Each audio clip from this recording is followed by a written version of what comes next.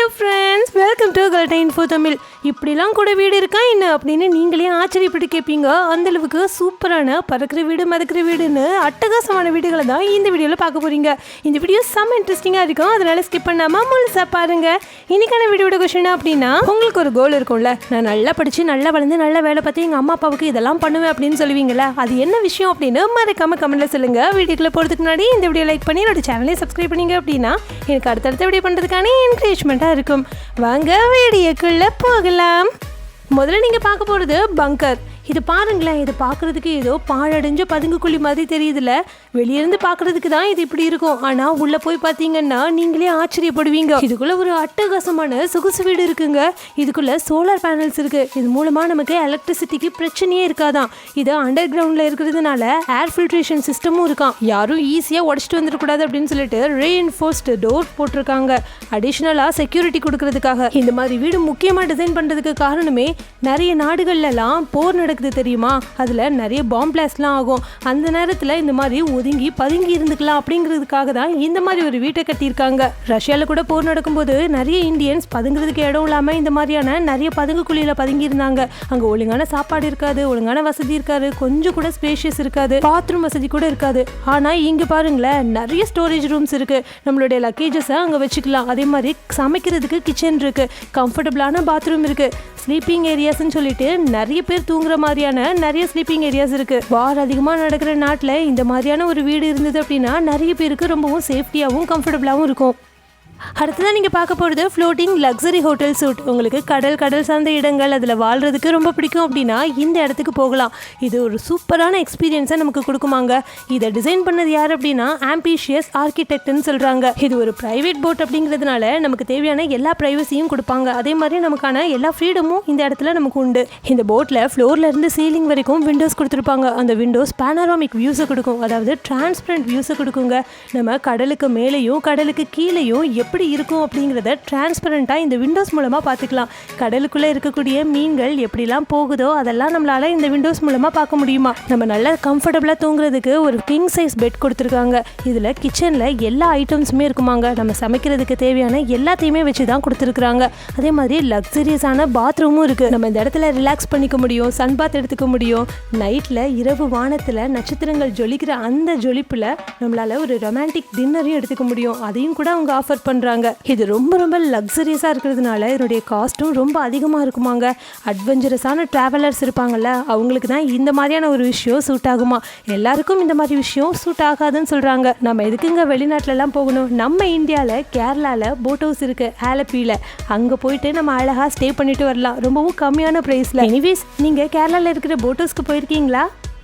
அடுத்ததான் நீங்கள் பார்க்க போகிறது ஸ்கை லாட்ஜ். பெருநாட்டில் தான் இந்த ஸ்கை லாட்ஜ் அமைஞ்சிருக்கு. குட்டி குட்டி கேப்சியூல்ஸாக இவ்வளோ பெரிய மலையில், அதுவும் செங்குத்தான மலையில் அங்கங்கே வச்சுருப்பாங்களாம். இந்த கேப்சியூல்ஸை வெளியிருந்து பார்க்குறதுக்கே நமக்கு தலை சுற்றும். ஏன்னா இது கிட்டத்தட்ட 1300 அடி உயரத்தில் அமைஞ்சிருக்குங்க. இந்த கேப்சியூலை ரீச் பண்ணுறதுக்கு நமக்கு எலிவேட்டர் வசதி இருந்தாலும் கூட இந்த கேப்சியூலில் போயிட்டு தங்குறவங்க மலையேறி இதில் போயிட்டு தங்கணும்னு தான் ஆசைப்படுவாங்க. இந்த மலையை ஏறும்போது நமக்கு அதில் அயன் லேடர்ஸ் கொடுத்துருப்பாங்க. இந்த மாதிரி கம்பியை அந்த மலையில் ஒட்டி ஜாயின் அடிச்சு வச்சிருப்பாங்க. இதுல மிதிச்சு தான் நம்ம ஏறி போயிட்டு அந்த கேப்சூலுக்குள்ள போயிட்டு தங்க முடியும். ஆனா இதுல எலிவேட்டர் வசதியும் இருக்கு. ஆனா இதை நிறைய டிராவலர்ஸ் சூஸ் பண்றதே கிடையாது. நமக்கு ஒரு சூப்பரான எக்ஸ்பீரியன்ஸ் வேணும், த்ரில்லான எக்ஸ்பீரியன்ஸ் வேணும் அப்படின்னு சொல்லிட்டு மெனக்கிட்டு இதுல ஏறி போறாங்களாம். ஸ்கை லாட்ஜ் அப்படிங்கிற கம்பெனி தான் இந்த மாதிரியான அன்யூஷுவல் ஹோட்டல்ஸை நமக்கு ஆஃபர் பண்றாங்க.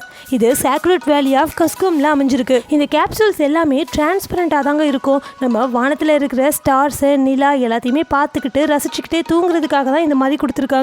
ஆனால் யோசிச்சு பாருங்களேன், இந்த கேப்சூலுக்குள்ளே போயிட்டு நம்ம உட்காந்தோன்னா தூக்கம் வருமா?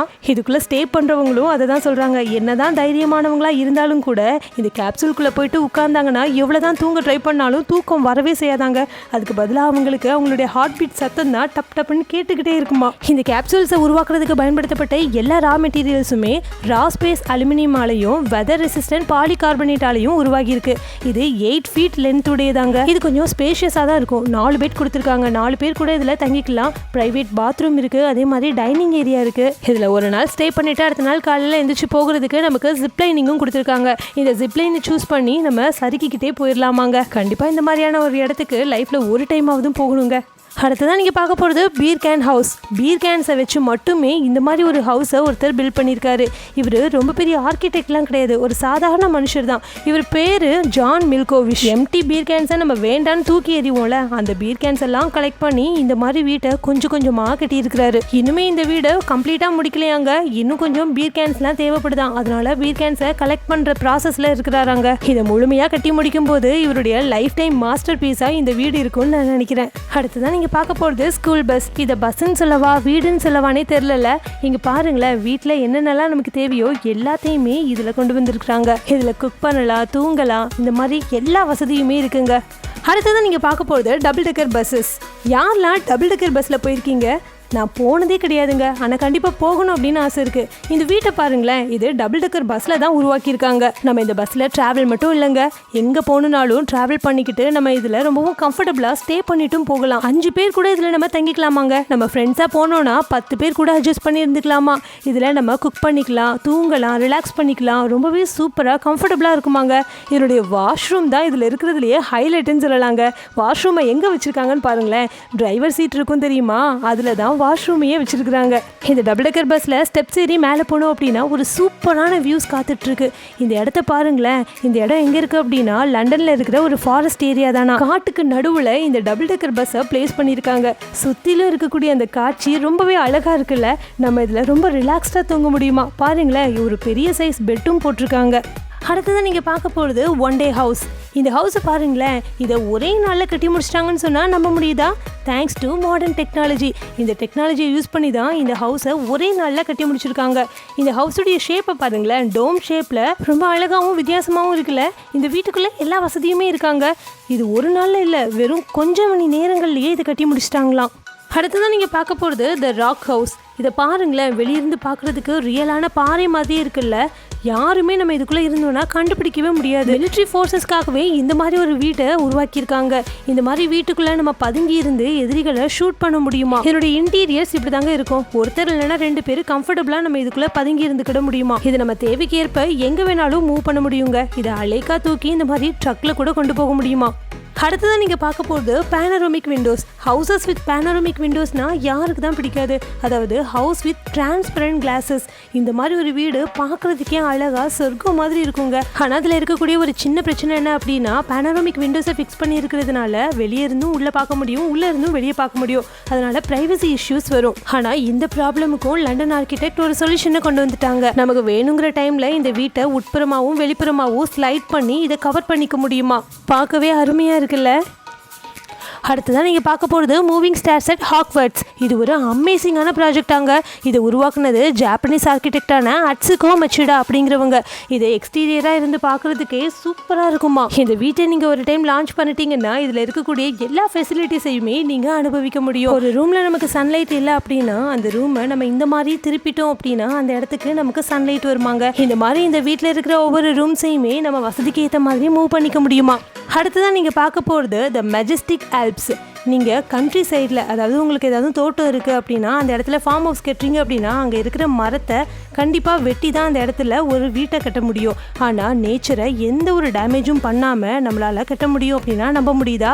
இந்த வீட்டை பாருங்களேன், இங்கே ஒரு பலாமரம் இருந்தது. இந்த பலாமரத்தை டிஸ்டர்ப் பண்ணாமல் இந்த வீட்டை கட்டணுங்கிறதுக்காக அந்த பலாமரத்தினுடைய கிளைகள் போகிற வாக்கில் இந்த வீட்டையும் கொஞ்சமாக பெண்ட் பண்ணி கட்டியிருக்காங்க. ஆக்சுவலாக இந்த வீட்டை கட்டினதுக்கு முக்கிய காரணமே இந்த பலாமரத்தை ப்ரிவென்ட் பண்ணணும் அப்படிங்கிறதுக்காக தான். சாயக்கூடிய நிலைமையில இருந்த இந்த பலாமரத்தை சாயாமல் இந்த வீட்டை அண்டை கொடுத்து கட்டியிருக்காங்க. அதனால தான் இந்த வீட்டுடைய முன்பகுதியை பாருங்களேன், லைட்டாக ட்விஸ்ட் ஆகி போய் இருக்கும். இந்த மரத்தினுடைய ட்ரங்க், அதாவது அடிப்பகுதியை இந்த வீட்டுக்குள்ளே வர மாதிரி செஞ்சு அதில் நிறைய டிசைன்ஸ்லாம் கொடுத்து ஆர்ட் ஒர்க்லாம் பண்ணியிருக்காங்க. அதாவது இதை பார்க்குறதுக்கு ஒரு ஜாப்பனீஸ் கார்டன் மாதிரியும் இது கூட நிறைய ஸ்டோன்ஸையும் ஃபில் பண்ணியிருக்காங்க. பார்க்குறதுக்கே அட்டகாசமாக இருக்குல்ல.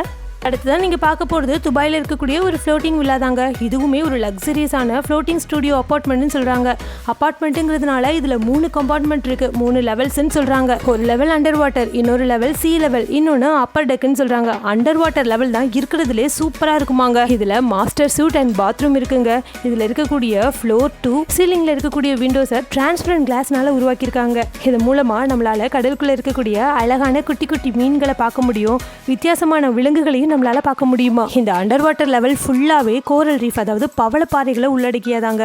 பார்க்கறதுக்கே ரொம்ப அழகா இருக்குமா. சீ லெவல் அப்பர் டெக் லெவல்ல நம்மளால நடந்துகிட்டே கடலையும் இயற்கையும் ரசிக்க முடியுமாங்க. இந்த வீட்டை மொத்தமா 3100 ஸ்கொயர் ஃபீட்ல உருவாக்கியிருக்காங்க. இப்போ உங்க எல்லாருக்கும் பிடிச்ச செக்ஷன் வந்தாச்சு. அதாங்க உங்க கமெண்ட்ஸ்க்குலாம் ரிப்ளை பண்ண போறோம். வாங்க நம்ம சப்ஸ்கிரைபர்ஸ் என்ன கமெண்ட்ஸ் பண்ணிருக்காங்கன்னு பார்க்கலாம். இந்த மந்த் நம்ம சேனலுடைய கிவ் அவே வின்னர் யாருன்னா தர்ஷினி தான். அவங்களுக்கு கிஃப்ட் சென்ட் பண்ணியிருந்தோம். நேற்று தான் அவங்க ரிசீவ் பண்ணேன் அப்படின்னு சொல்லியிருந்தாங்க. கிஃப்டோட அவங்க எடுத்த ஃபோட்டோ தான் நீங்கள் பார்த்துட்டு இருக்கீங்க. இது மாதிரி நீங்களும் கிவ் அவேல பார்ட்டிசிபேட் பண்ணணும் அப்படின்னா கிவ் அவே ரூல்ஸ் என்ன அப்படின்னு கம்யூனிட்டியில் போஸ்ட் பண்ணியிருக்கேன். மறக்காம செக் பண்ணி பாருங்க. உங்க வீட்டில் எஃப்எம் இருக்கா அப்படின்னா நான் லாஸ்ட் வீடியோவில் ஒரு கொஸ்டின் கேட்டிருந்தேன். அதுக்கு ஹரிணி எடிட்ஸ் என்ன சொல்லியிருக்காங்க அப்படின்னா அவங்க வீட்டில் எஃப்எம் கிடையாதான், ஆனால் அவங்க அப்பா கடையில் இருக்கான். அவங்க அப்பா அந்த எஃப்எம் போட்டு விட்டுட்டு தான் வேலையே பார்ப்பாங்களா. அந்த சமயத்துலலாம் 60s 70s 80s பிறந்தவங்களாம் இந்த எஃப்எம் இல்லாமல் எந்த வேலையுமே பார்க்க மாட்டாங்க. இதே மாதிரி உங்களுடைய கமெண்ட்டும் என்னோட வீடியோவில் இடம்பெறணும்னு நினச்சிங்கன்னா ஒவ்வொரு வீடியோலையும் நான் கேட்குற கேள்விக்கு நீங்கள் மறக்காம கமெண்ட்டில் போய்ட்டு பதில் சொல்லணும். எந்த பதில் எனக்கு ரொம்ப பிடிச்சிருக்குதோ அந்த பதில் எடுத்து நான் என்னோட வீடியோவில் சொல்லுவேன். இந்த வீடியோ ரொம்ப பிடிச்சிருந்தது அப்படின்னா இந்த வீடியோ லைக் பண்ணி உங்கள் ஃப்ரெண்ட்ஸ் அண்ட் ஃபேமிலிக்கும் ஷேர் பண்ணுங்கள். Thank you friends.